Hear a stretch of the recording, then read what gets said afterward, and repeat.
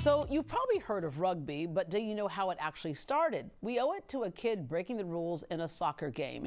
Houston landed the pro men's team, the SaberCats, in 2017, but women are getting in on the action too.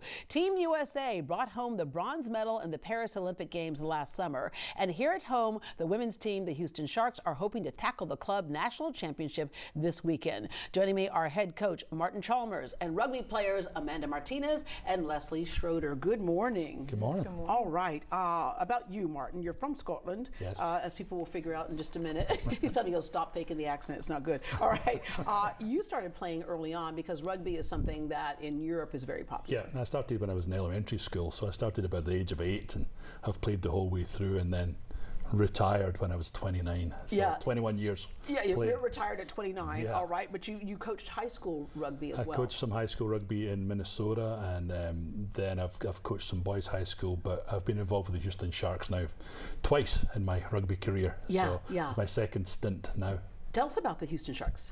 So the Houston Sharks is a women's rugby team. We're part of the Houston Athletic Rugby Club, so the larger rugby club that has both men's and women's team. We now field a Division 1 and a Division 2 women's team, and we compete in the Red River Rugby Conference.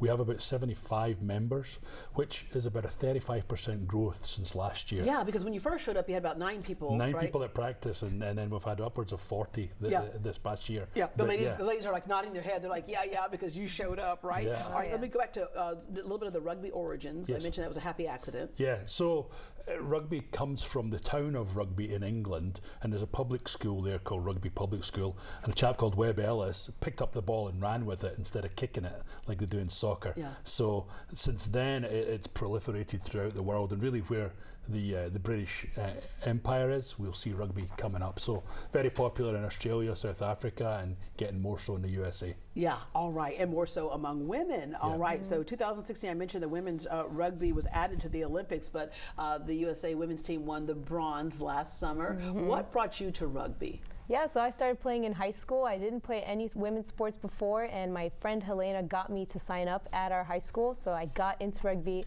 and it was just mostly an accident. She wanted a name to write down to sign up the club, and she made me come to practice, and I haven't looked back since. Yeah. That was about 10 years ago. All right, Yeah. and you got into rugby? I was in college, so I played a lot of sports in high school, and so when I went to college, I was looking actually to play club volleyball, which was my big sport when I was in high school. And we had a club palooza, so a lot of the booths were out with all the different clubs, and I was in line for volleyball, and I was actually stuck in front of rugby. And so I looked at me and said, "You want to hit someone?" And I said, "You know what, maybe." Yeah.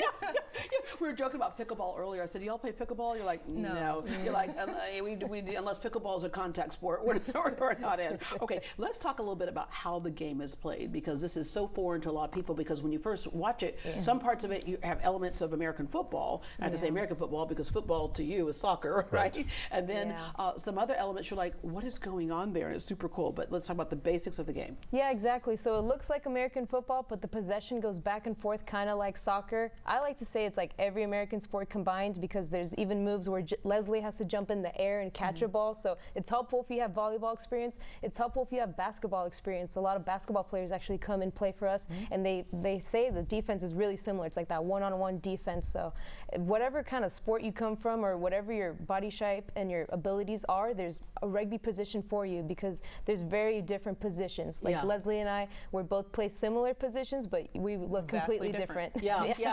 The height difference true. is That's insane. a good point. Yeah, like what would I be doing? You would probably do a center because you're really confident, so I'd give you the ball right away.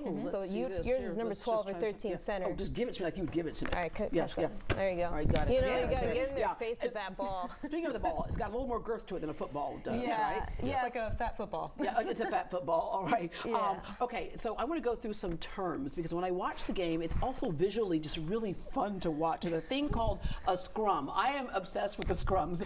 Tell me what a scrum is. Yeah, so you know when you grow up in elementary school and you do a tug of war, Yeah. and it's like a pulling contest? Well, we do a pushing contest. We get 8 of our forwards and 8 of our forwards. We roll the ball in the middle and we push. We're trying to literally push the other 8 people back and get the ball. And that's what I do. I use my leg to hook the ball back. So That's why they call you a hooker. That is a real term, people. I am the hooker in the scrum. And Leslie's in the back. She's called 8-man. And I think you were alluding to, when you say lift her up, the line out. Is that what that is? Yes. Okay, so let's take a look at the line out here. So every time the ball goes out of bounds, kind of like a throw-in in soccer, we have to throw it right back in. So we pick up Leslie and we do this cool cheerleading move with her because she's 6 feet tall. You know, good luck getting it from Leslie. She's 6 feet tall, so we're going to throw it in there. And now she's 30 feet tall when you lift her up. Exactly. Yeah.